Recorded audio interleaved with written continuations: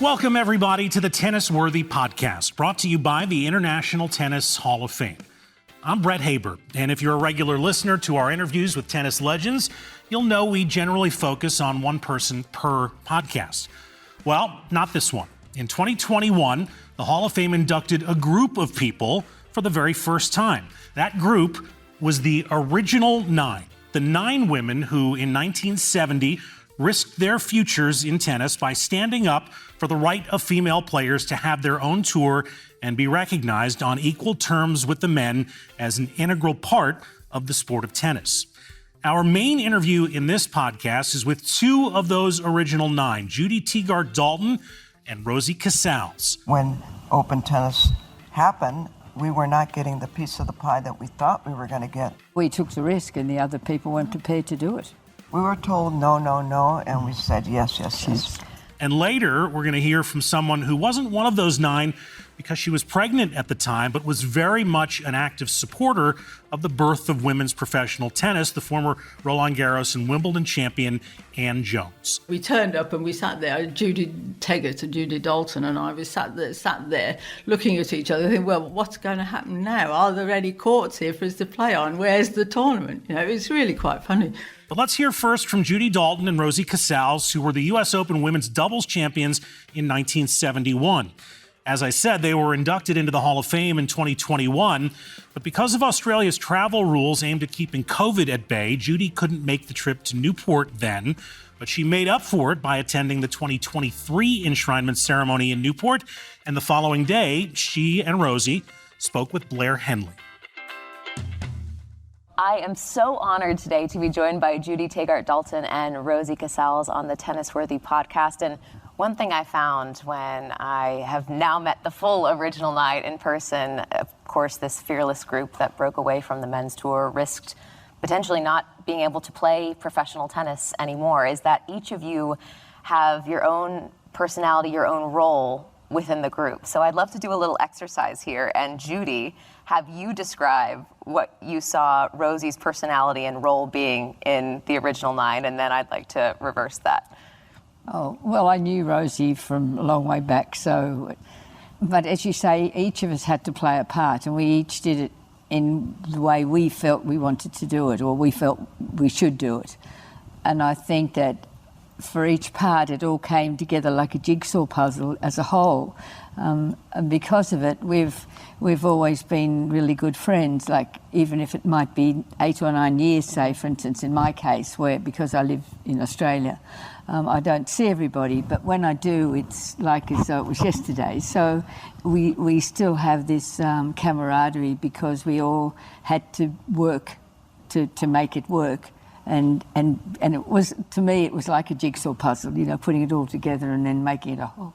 Sure. And we were, for Kerry, Melvin, Reid and I, it was quite difficult because we got a really hard time in Australia. We weren't allowed to play any tournaments and we weren't allowed to play any tournaments, no Australian Open. We weren't allowed to use any Australian equipment. And I was very lucky because I knew Maureen Connolly then. I emailed her because they didn't have Texas, or remember they had to telegram things, and she said, look, use because she had a racket with Wilson, so I used Wilson rackets and Wilson shoes and everything for nearly 2 years because we weren't allowed to use any Australian equipment or anything. I want to get later to why you kept going when there were so many things standing in your way, but Rosie, I'd love for you to describe Judy's personality, the way that you saw it then and now, and why it worked for the original nine. Well, we've known one another quite a while, and I think, saw you at Wimbledon, or even before that, I think Manchester Beckenham, one of those tournaments. And so I knew she was an Australian and a very good player at that. And so when she came to the States, and we all been to Australia. Well, I was going to go to Australia in '66. That would be my first year. But, Judy was, I think, someone who was pretty outspoken and seemed to be pretty much of a leader in that area. Carrie was a little bit younger than she. So I think that, she schooled Carrie and said, I think this is something that we really need to do. And it was a risk for sure, as she said. She was ostracized not only by the LTA Australian, but other players that felt, Margaret Court didn't feel that what we were doing was the right thing. And even though we thought we had invited her to join us, she did not. I don't know how you felt about that, but I think that, felt a little bit like not getting the support that you needed, because at that time she was number one. So I know it took a very strong character to be able to go against everything that you've ever had, and being one of the top players in Australia, as was Carrie. It was a big risk to come along and become a part of us. Which of you two is more outspoken? I think she is. That's because, I think we are in different ways, but certainly... We've got things done together, which is important. Absolutely. When you didn't have that support, did you ever have second thoughts about what you were doing? No, not really, because I thought it was the right thing to do, and I suspect that I've probably been against federations because I've always had I always had a bad relationship with our LTAA, and so I was always outspoken with that, and so never gotten any teams or was never chosen anything because of it. So I felt why alter the why alter the situation? Well, you both are so matter-of-fact. I've now heard you both speak, and there's very much a sense of, well, this was the right thing to do, so this is just what we were going to do. But you realize, though, that there were many people who might have also thought that, but who did not have the courage to move ahead. So what was special about you guys? Oh, no, we took the risk, and the other people weren't prepared to do it. Well, I think it's like anything. There are those that when they say they're going to do something, they do it. And I think that, we had been talking to a lot of the women throughout that year and through the summer circuit and everything, when we realized that really money was not being equally distributed, certainly like a 10-to-1 ratio prize money for the women, and they were really being neglected. Billie Jean was number one.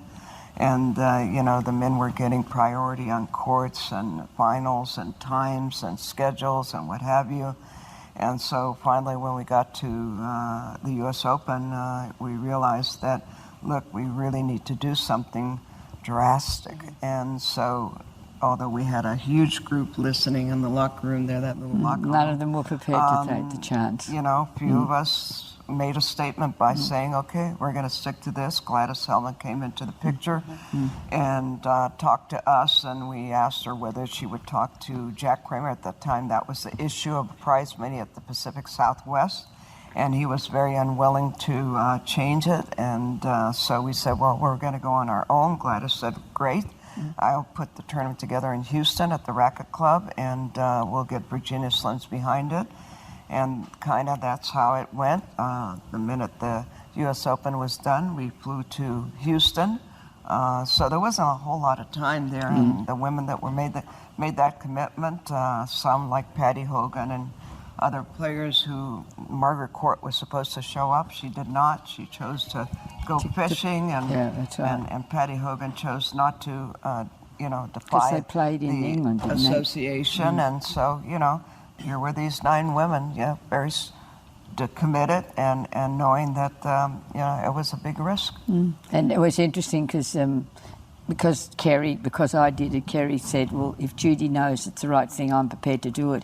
But I can tell you her parents were not at all happy with me. They said, why are you doing it? And Kerry said, no, it's fine, don't worry. And, and then when we had all the rocky bit, I thought, I don't know whether her parents thought, I really have done the wrong thing. But I think in the end they were quite proud of her, actually. So you had lots of people who were upset with you at one point. A lot. Amazing. Yeah. And you stayed the course. Yep. In 1970, when that iconic photo was taken of you all with your dollar bills, women couldn't open credit cards, they could be fired for getting pregnant, they couldn't serve on juries.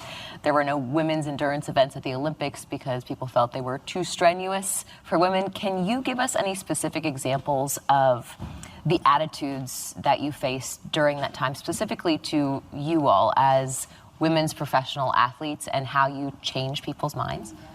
Yeah, because it was something new, but we had women's lib going on. So, Gloria Steinem and things were happening in the Capitol and the march and everything. So I think we realized that this was a good moment to get behind the women and get our point across of the fact that we were women who wanted to play a sport, and tennis was the one that we were involved in, and the support that we should have been getting, and certainly prize money that we expected to have it with open tennis, we were not getting. So we realized that, the game hasn't changed from that point of view. Men are still running the tournaments, promoting them, and very little women involved in all of that. So it was something that was difficult to maneuver, because every time we needed to talk to somebody about women, it was a man. It didn't matter. We'd go to the USTA. It's a male who you're talking to, and therefore, can they see your point of view? I would say not. Most of them did not, because it was the times. Women didn't play sports. 1972 didn't come into the picture for women's scholarships for sports and education till 1972, Title IX. So, we were ahead of the curve, really, in wanting to be equal in not just prize money, but recognition and exposure that we were not getting. But thanks to Gladys Heldman, Virginia Slims, and Billie Jean's leadership, and the original 9 who went out on that limb, signed the dollar contract, because at that time we could not play or the tournament would not be sanctioned unless we were pros, and therefore the dollar indicated that we signed a contract with Gladys Heldman to be able to play that tournament, or else we couldn't. So we were told no, no, no, and we said yes, yes, yes. I was reading at one point that you were passing out flyers, almost like a poll, to ask if men would be interested in watching and engaging in women's tennis. Can you tell us about that? Esme Emanuel and Cece Martinez decided they were going to do a survey with the public at the U.S. Open, and they were out handing all they these... They were amazing. Exactly, that they put together, and as it turned out, just about almost everybody said that they were interested in watching women's tennis, and that especially the men, because they could associate the game. Yeah, we had a good crossover of men wanting to watch women's tennis, which gave us even a further push that what we were asking for was possible, but that there were sacrifices, obviously. Incredible.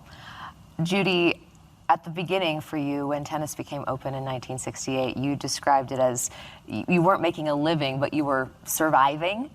What kept you going? Because you were an accountant, I believe, right? You had a day job. You could have gone and sat in an office and boring. Fair enough. But what was it that pushed you to keep going with your professional tennis career, but also to be this trailblazer when people were not thrilled about it? Well, it was interesting because in Australia they would only let us play 6 months of the year at one stage. Everybody, the men and the women. So what we did, well, it was hard really, because you had to work, and then I saved my money. I bought shares. Because when they had, when they floated companies, in those days there were 5 shilling shares, which doesn't mean anything to you as Americans. Pretty cheap. It's pretty cheap. Yeah. And then I just watched when they floated on the stock market, they'd go up a bit, so I'd sell them and put that money aside for the trip. And so that's how we survived. And it was interesting because when I played Billie Jean in the final of Wimbledon, which was the first Open Championship, she got half of what Laver got. So I think Laver got £1,500, Billie got $750, and the runner-up would get half of so in theory $375. And our tennis association in Australia wouldn't let me have any of it because they didn't recognise it as open tennis. Wow. So I think I had to play in England for something like 4 weeks or 5 weeks for £150. That's what they gave me. So, and Billy didn't know that. Cheap. Oh, very cheap. So how were you surviving? Well, we got appearance money so under the table. That was the whole idea of going thing. open, because you would get money under the table. So it's shamateurism, and that's what, Billie Jean hated that, and I think we disliked it because nobody knew exactly the value. What was he getting? What were you getting? But that is how we survived in the amateur days, is getting $300 for the week, or $400, and which was quite a lot. And staying, and staying privately with housing and that kind of thing. But once it became open, that's exactly what it means, open. And we didn't want the money under the table. We wanted to earn it just like everybody else, but there wasn't a whole lot. Rosie, you wrote an op-ed for World Tennis long before 1970 with this vision of what women's tennis could be. I think you actually lobbied for a female head of the USTA. What did you tell yourself that made you think this was possible? Because at the time, this was not something that most people could envision whatsoever. Well, I think coming from the wrong side of the tracks, where you always have to fight for everything, and to be the right to be recognized, the right to be able to play, and I think that I've always been pro women, being a woman, and knowing that it's always an uphill battle for women.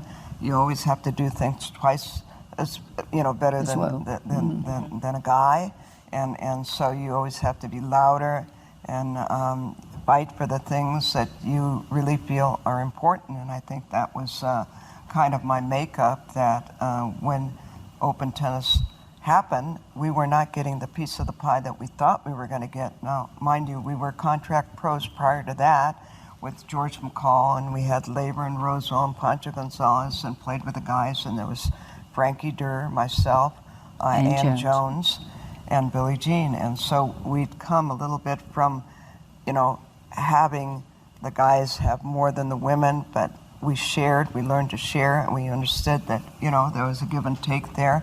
And I think we were ready to move and bring that business of being a professional athlete and playing for the money. What is wrong with that? We practice, we, commit our lives to being the best we can be. Why can't we say we're pros and accept prize money that would make you feel equal to the time that you're spending, and certainly the men? And so it was something I think that was already inherent in me, that to fight what I felt was correct. On that note, how much of what you two were able to accomplish on the court and off the court do you think stemmed from your upbringing, and then also your athlete mentality? How big of a piece of the puzzle was that, Judy?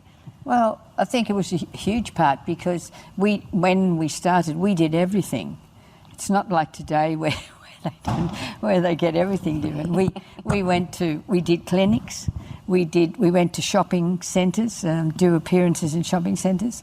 We did radio, and we all took it in turns, so that the people who lost, say in the tournament, then went off to the next tournament to do all the PR for the thing. So we started that, and it was really, it was really good. And then if somebody, the other part that was really nice, which I liked about, was that if somebody was not playing very well, and we would all have our input in to say, look, how about trying this, or how about doing this, or maybe you could try this to improve, so that we each helped one another so much. It's hard to understand that today, because the tennis players and their teams are really isolated. It's grown a lot from where, we sort of started, where, as I said, everything we understood the public relations that we were taught by Virginia Slims, and they were a marketing machine.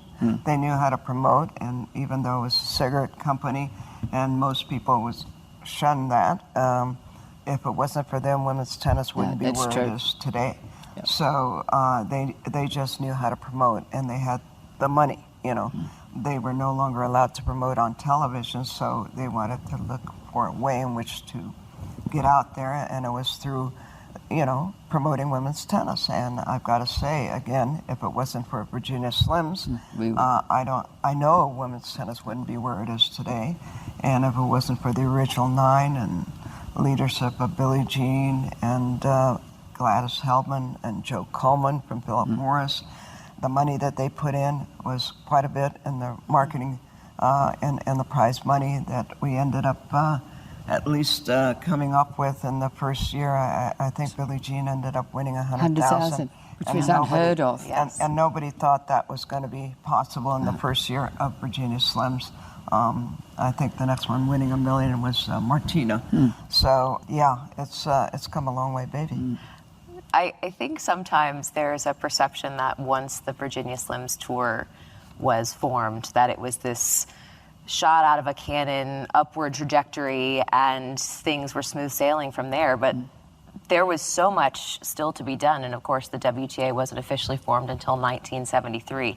Can you tell us a little bit about those years? And you mentioned having to do the press and promote it yourselves. What were some of the other challenges during that time? Oh, there were many, because we had to, we were lucky in a way that there were people who would support us, but I think we were actually at a right time, really, because Virginia Slims, or Philip Morris wanted Virginia Slims, and it was a new cigarette that they were had, and they had this new brand for women, and like we came at the perfect time, and it worked out. And as Rosie said, if it hadn't been for Philip Morris, we could never have started it, because we wouldn't have had finances or anything. And there was so many, the USLTA at the time, trying to figure out who were contract pros, how do you sanction, who are the registered players, who are the independent players, can we let the contract pros play with the independence? There was a lot of politics, a lot of situation that they needed to determine, what they were going to do, because it really impacted the players, it impacted the tournaments. They wanted to be sanctioned, but if you were a contract pro, you couldn't sanction. There were so many different categories that was confusing to everybody. And all we wanted, if you're a pro, you get paid. That means you're the best. Okay, anybody else, either we're talking about amateur tennis, meaning that you don't get paid, you get expenses, you plan on going to a university or whatever, but if you were a pro, you got paid, and that's who you were, So, there were a lot of things clear-cut at all. That made it difficult for us, because, we're in the process of growing our tour, and then the USTA decides, we're going to have a tour now with other women, and we're going to get Virginia Wade, we're going to get Margaret Court, and we're going to get Yvonne Goolagong and Chris Evert, and we're going to rival your Virginia Slims tour, which they did. And instead of putting us all together, they divided us, and that was, a little bit of a challenge for us. But again, we had the money, so we put them out of business and got those players to come to us. Eventually they saw that how successful we were and what we'd done. We were very successful, because today's generation never would think that, yes, we played at Madison Square Garden in Boston, we played at the Forum and the Sports Arena and all the we did. At Houston, at the Astrodome, we played. So, tennis was big, and when we got to the 74, 75, tennis was flourishing. At what point did you maybe have a moment where you thought, okay, mindsets are changing? And obviously we can look back and see the progress, but was there a moment for you too where you thought to yourself, this is big?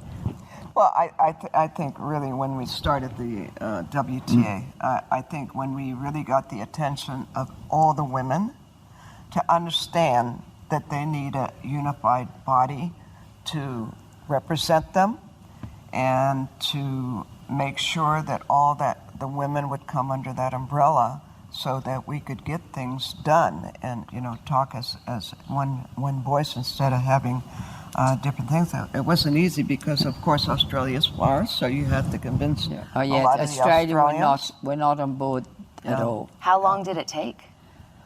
Look, I think it took a little, and the president made a lot of difference. Whoever was the president made a lot of difference. If you had somebody who was open-minded and who would accept, for instance, we had a president called Wayne Reed who I'd grown up with, and he was very open-minded about all that. But some of the others were just so close-minded, and also because we were so far away, it was very difficult. America was where it was all happening, and I think in England to a certain extent, but for us down under, it made it really difficult. Yeah, and it was a long way, and we didn't really realise all was happening. And I think also their attitude to us was such that I think that they felt threatened by us. You know, the officials there were absolutely threatened. Yeah. And there was no women in any situation whatsoever in Australia. You didn't get an opportunity to do anything. You know. Same thing in Europe. I mean, you know, we went through the same thing trying to. The Europeans came over and some of the players played and realized, oh, well, this is really good, and so, you know, but it was difficult because with all the governing bodies in tennis wanting to pull their way, it was difficult. Yeah. So knowing what it took to change all of these minds at a time where that was almost impossible to do you think players today understand what it took?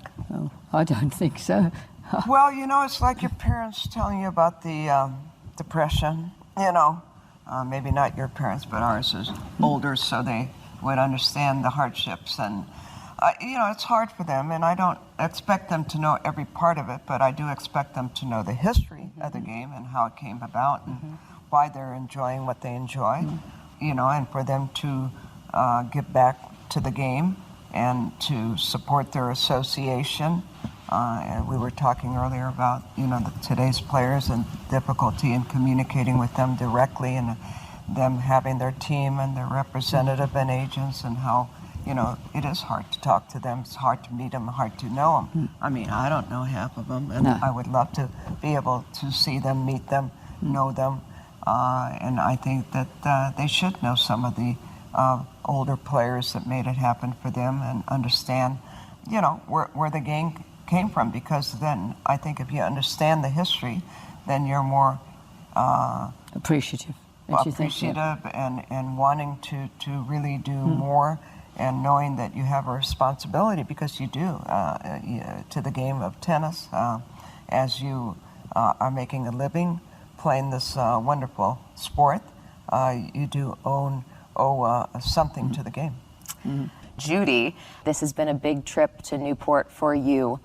You are, of course, part of the original 9, as is Rosie, which became the first group to be inducted into the International Tennis Hall of Fame in 2021. You were not able to be there in person because of Australian COVID restrictions, and you are finally making your trip to the International Tennis Hall of Fame. What was the highlight of this trip for you? Oh, it was just fantastic. When I did the, when we were all inducted and I was still at home, I was in the kitchen of my place and trying to imagine what it was like. But when you actually stand there, and like last night I made a little speech, it's really very emotional, and you don't realise quite what it's like until you actually stand here. And the atmosphere is fantastic. So it was just really, it was really quite emotional last night, I have to say, but I didn't think it was going to be like that. Interesting. Yeah. So what would you say it means to you to be a Hall of Famer? Can you sum it up? Oh, it's fantastic. It's interesting. I was talking to Rick this morning, who was inducted last night, and in America, the Hall of Fame is really so well known. In Australia, we have a Hall of Fame, but they do a bust of the bronze bust, and it goes around the garden centre.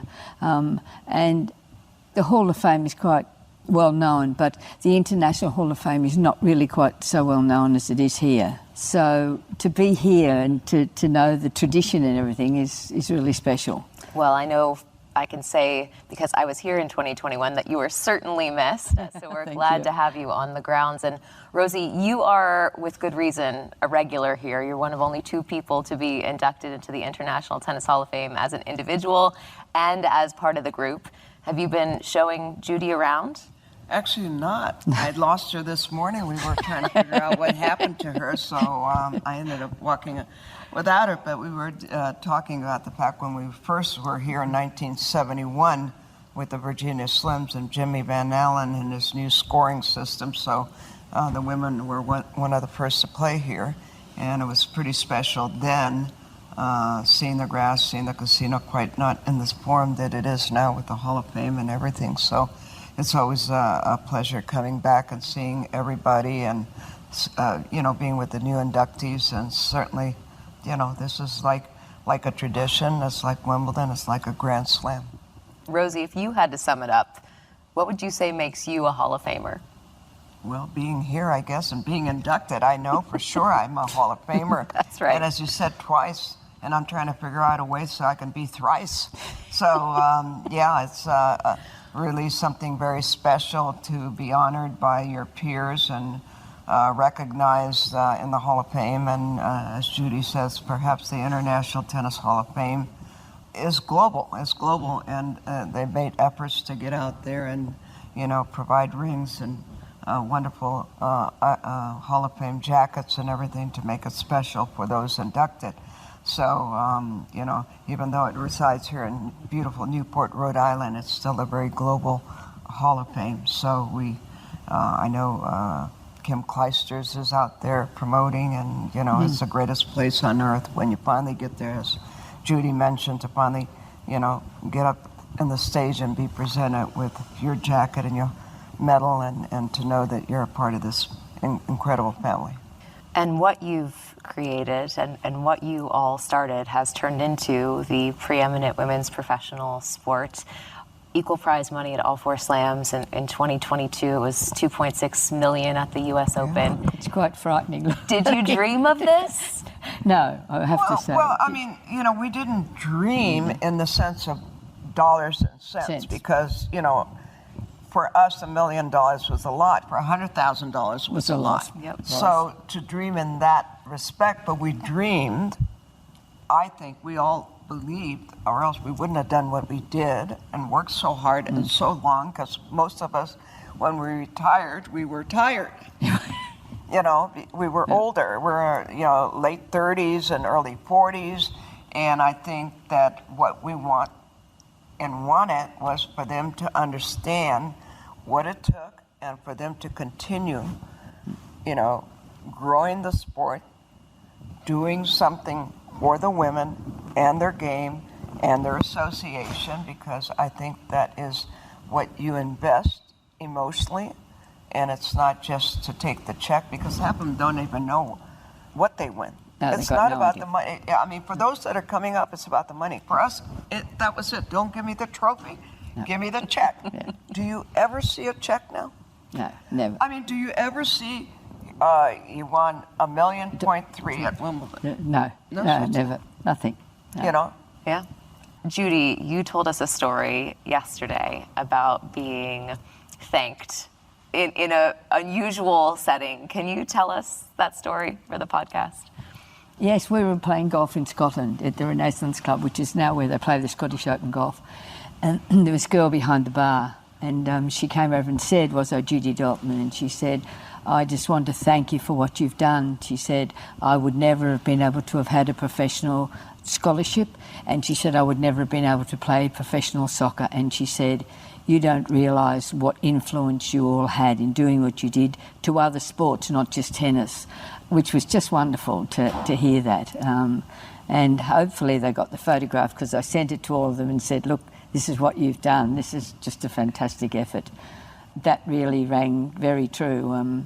That we don't know. We don't know what influence we had. We might have had a lot in tennis, but we don't know what other influence we had on the other sports. We are seeing so much happen for now. women. Mm-hmm. I mean, in sports, and not just sports, but business. I mean, your business and companies and CEOs. I mean, we're still lacking. We're still behind. We still need to improve that. But because I really believe of what we started in the 70s, it flourished and seeped into the other areas of women who are trying, whether it's politics. I do want to see a woman president before I kick the bucket. we've seen everything else. Well, we'll You never know, see one in But, Australia. I don't think. you know, we have influenced other sports, and granted that tennis is the mecca, tennis is the elite. It is the showcase for women in sports, but we have, I think, instilled and inspired other women in other fields of sports and also business and journalism and everything, because there hardly ever was any women in journalism, No. you know. So I think it's come a long way, and I think that we had a lot to do with it. And so, of course, you know, we are proud of that, and, you know, we hope it continues to grow and not become an issue anymore. You know, that But it just Billie- happens for the Billie best Jean- person, to the Billie best Jean person. always says that, you know, men and women need to get along as equals, and I agree that it can't always be one or the other, and that's at some point. And I see more tournaments coming together with the men and the women, you know, organizing them and working closely together, and I think it's a good thing. But I still power to the women. Love it. All right. I would love to close by asking you both one more question, and that is, what is your greatest, when you look back, your greatest accomplishment? Judy, I'll start with you. I think establishing the original 9 and what we did. And from a personal point of view, I suspect that Rosie and I actually won the US Open doubles together, which was a pretty good achievement, I must say. I'd say. Well, we got threatened by Billie Jean if we didn't win, that was it. so we did. I think she was having her knee surgery. Yes, she was. so, yeah. And also, from a personal point of view of mine, to getting to the final of Wimbledon and playing Billie in the first Open, which was really important. that was, yeah. yeah. Incredible. So And for me, boy, you got to say the doubles. you know what, okay, because that was special as well. But, you know, I think being a part of the original 9, being a part of WTA and one of the founders, all the things that we've done to fight for women's rights, you know, separate from tennis is always something that's more personal, I think, with your goals and things. But to know that we did something very special, bringing a new beginning to women's tennis and sports, and especially the association WTA, very proud of that. We're celebrating the 50th anniversary of WTA, so it's been a lot of fun. We had a nice thing at Wimbledon And the cut French. out with many of the gals from the past, so it's, you know, a very, I have to say I've had a very rewarding profession and career. Well, as someone who played sports growing up and played college tennis and low-level professional tennis and now works in journalism as a woman in tennis, I want to say thank you to you both, and thank you for joining us on the podcast today. Pleasure. Super, our pleasure. Blair Henley talking with Rosie Casals and Judy Dalton. And how many other women must there be like Blair who, whether they know it or not, have reason to be grateful to the original 9? Of course, there were other pioneers around that same time. In fact, of the 3 top women players at the end of the 1960s, Margaret Court, Billie Jean King, and Ann Jones, only Court held back from endorsing the Rebels. You heard Rosie Casals mentioning Ann Jones in that interview. Jones was pregnant with her first child when the original 9 signed their dollar bills, so wasn't in Houston to be one of the quote-unquote $1 professionals, but she was probably the only leading supporter of the initiative not to be there. Having beaten Billie Jean King in the 1969 Wimbledon final, the very outspoken Jones told Chris Bowers that the solidarity among the women players was such that King was simply one of the pack, albeit the de facto leader. No, she was just another tennis player. We all got on, as I say, we travelled around. We had to set up women's tennis. You know, it isn't often you take on the men and win. Not very often. And we took on the men, and in the end we won. And we were all friends. And we did a lot afterwards of building the women's game, building Virginia Slims. And, you know, she was the leading light, but she couldn't do it on her own. There were the rest of us. We had to do some of the interviews because the only interviews we could get were probably 6 o'clock in the morning or 11 o'clock at night. And they all had to be shared round. And we all did our bit, you know, to build up the circuit. I mean, when we think of the three at the top of women's tennis in those days, you, Billie Jean and Margaret Court. I mean, three more different characters. Hard to imagine. Yes, I agree with that, yes. But you got on perfectly well with each other? Yes. And there was the solidarity among all three of you? Well, no. There was a solidarity between those of us who joined and started Virginia Slims. So, and that was sort of more... and the four of us who joined George McCall's group. Because you were set to turn professional just Yeah, before we tennis did. went open in 68. Yes, we did turn professional before, in 67. So you were only a rebel professional for about 6 months? Yes. So you were prepared to actually turn your back on... Well, we had to do something. You might not have won Wimbledon. No, that's you right. might not have been able to play it. Yeah, exactly. Yeah. Exactly. But Wimbledon was sort of more or less was on our side, I think. I'm sure that Herman David, I think, was in charge at the time, and he didn't like the way that the amateurs were being paid. A lot of money for those days, a lot of money for the tennis players in those days, a few $100 here and there. And all under the table. All under the table to play tennis, and that Wimbledon wanted it open. Not that we thought that they would do it at the time, but it's hard to think back, how it all worked out. But we turned pro. There were the four of us. There was Billie Jean, Rosie, Françoise Durr and myself. And we played with the men. But I learned a lot out of that. I got a lot out of it. I was a much better player when I'd finished. Because Such as? we played with the men. We practiced with the men. There was Emerson, Roy Emerson, Fred Stolley, Andres Jimeno, Pancho Gonzalez. Pancho spent ages trying to teach Frankie how to serve. It was really quite funny because she had this sort of very funny sort of boop, boop like this, and he spent ages trying to change that. It was quite entertaining. But the men would play with us and talk to us and teach us, and so I learned a lot out of those months. But I suppose in a way I was lucky that Wimbledon decided to open up at that particular point.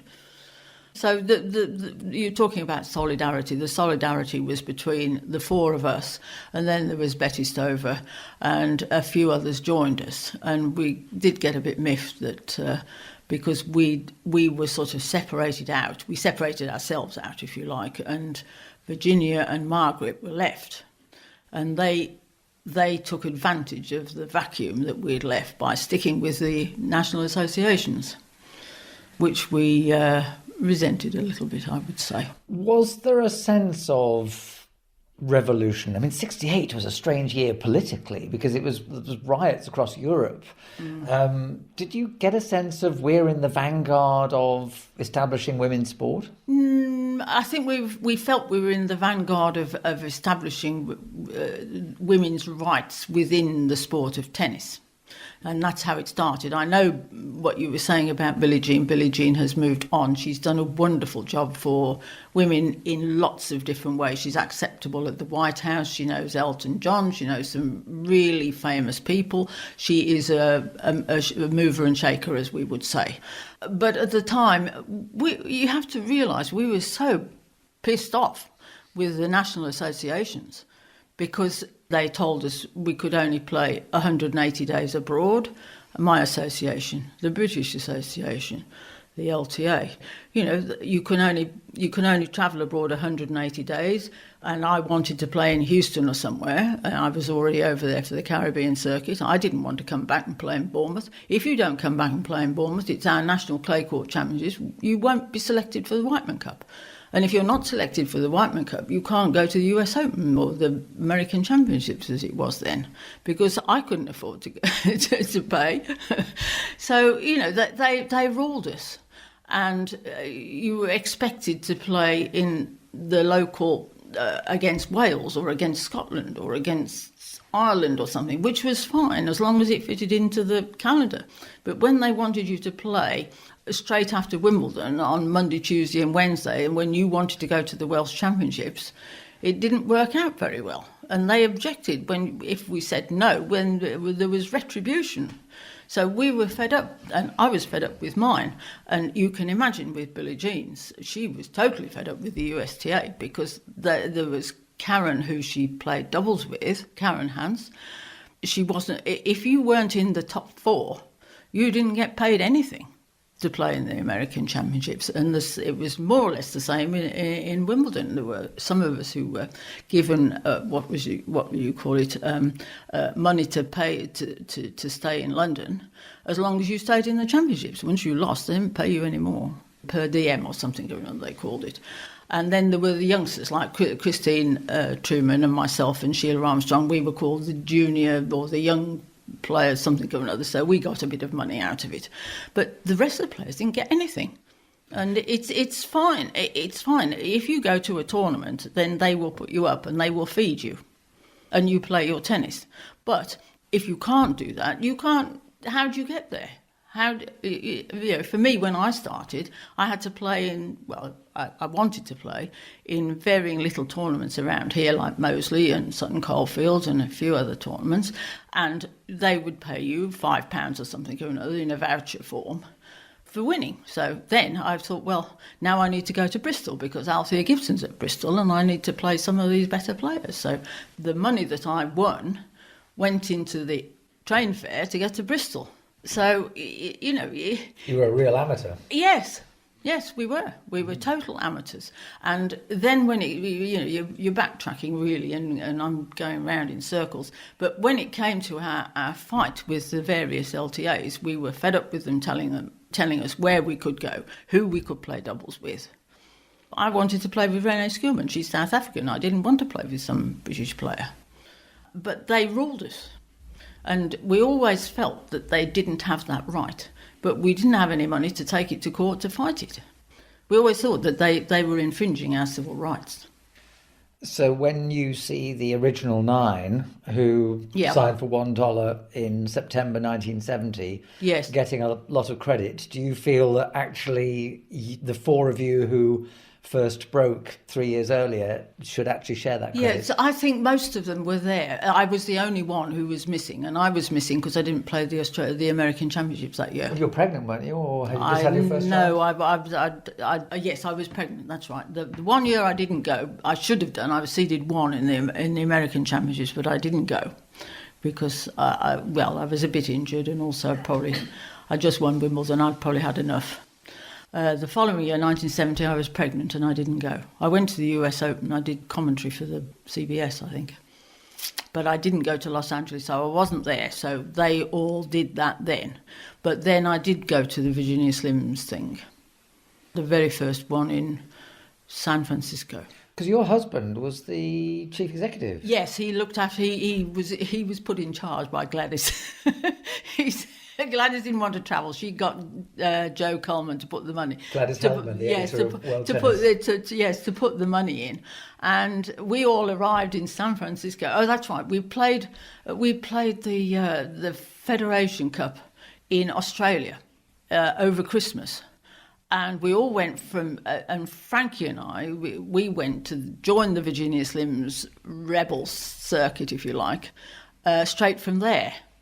And it was quite funny, I suppose. And we all arrived there, and this lady, nice lady called Ellen Merlot, she arrived she worked for Philip Morris, and I'm not quite sure she knew what she was doing. We certainly had no idea. We turned up and we sat there. Judy Tegart and Judy Dalton and I sat there looking at each other, thinking, well, what's going to happen now? Are there any courts here for us to play on? Where's the tournament? It's really quite funny.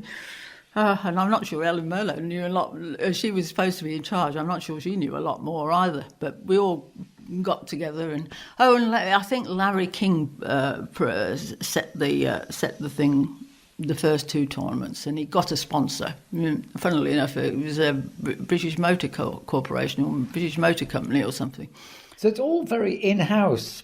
Yeah. Because Gladys Heldman asked your husband to be the chief executive. Yes. Billie Jean's husband comes in to find sponsors. Yes. I suppose that was the necessity of it. Yeah, well, it was. Yes, we were a closed group, and I was going to go anyway. So Pip said he didn't mind looking after the difficulty was moving the court, because we played on this rubberized something or another, and we couldn't have they couldn't afford to pay for the whole week indoors. So we had to play outside on cement courts, or what you call them, acrylic courts, for a while, and then we moved indoors and played. I suppose it must have worked enough anyway. And so Larry found, I think he set up the actual courts and the venue and that kind of thing, but I don't know all the ins and outs of it. But Pip was in charge of this court, and of course we played on a Sunday night, and it had to be at the next city on Monday morning. This court, so he had to get somebody to roll it. You had to roll it up. It was in strips. You rolled it up and put it on a truck, and you drove it to the next city. It was quite funny, actually. An insight into the remarkable reality of the early years on the rebel women's tennis circuit in the early 1970s. Ann Jones talking there with Chris Bowers. Easy to assume that where women's tennis has gotten to today was somehow inevitable, but really it wasn't. It took those very brave actions by the original 9 and others like Ann Jones and Françoise Dour to make the breakthrough. And that's why they are honored in the International Tennis Hall of Fame. Ann Jones, a Hall of Famer in her own right, will feature later in the second season of the Tennis Worthy podcasts. But next time, we'll be completing our set of continents with our first interview with a Hall of Famer from Africa. That would be Cliff Drysdale. So do join us for that. And if any of your tennis friends don't know about these interviews, please do tell them about the podcast and where they can find it. The Tennis Worthy Podcast is brought to you by the International Tennis Hall of Fame in association with the Tennis Radio Network.